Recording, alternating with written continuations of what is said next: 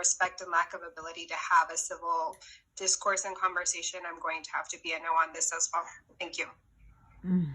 Thank you, Sister. Councilwoman Gilmore. Thank you, Council President. I want to acknowledge all of the speakers and the proclamation sponsors. We know that the advocacy, folks' lived experiences and opinions matter.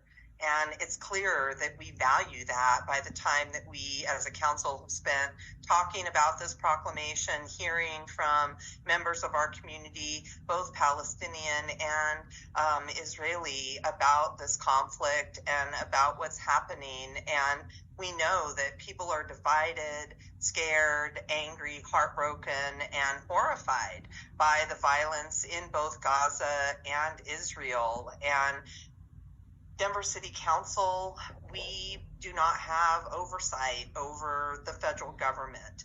And I don't believe that it's appropriate for us to be entertaining a proclamation when such as this, when we have so many different crises going on at the same time, and the division and the rhetoric that we're hearing is not helping us get to that place of peace and a ceasefire. And so I won't be able to support the proclamation tonight. Thank you, Council President.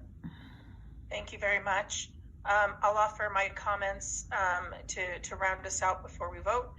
And I know that all of us have received communication that tells us we can't or shouldn't involve ourselves in geopolitical or international politics. One, that's never really stopped this council from taking on issues outside of Denver's borders before. And I do see Denver City Council has and probably will in the future share its opinion about international issues. We are individuals that care deeply about not just the community we live in, but the communities that we come from. We've received communication today that from many folks that we need to focus on local matters. And I guarantee you, we all do every single day, all 13 of us. And for many in our community, this directly affects them, whether they're Israeli or Palestinian, Muslim or Jewish. They may have had family killed, displaced, traumatized, kidnapped. So this is affecting local community. For me, I really do only have a desire for peace and an end to this war, which is heartbreaking from all angles.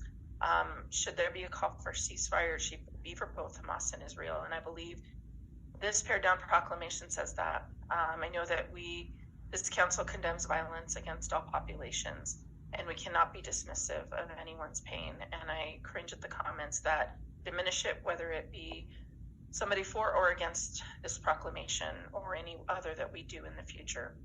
I know anti-Semitism is real. Here I've seen it exercised largely by white nationalist Americans, and we cannot say it doesn't exist.